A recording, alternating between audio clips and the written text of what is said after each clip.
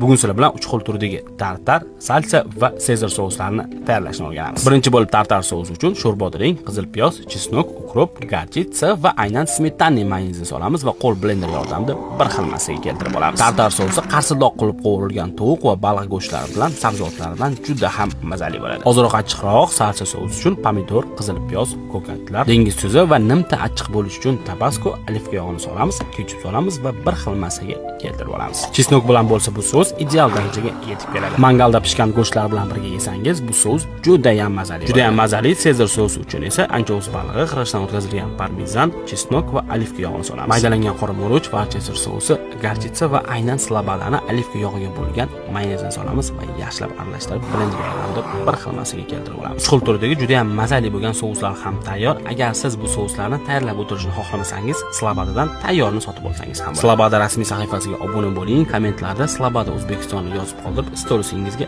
repost qilib va konkursda qatnashib, shu sovg'alarni yutib. 3 ta g'olibni aynan o'zim random sahifasi orqali aniqlab beraman.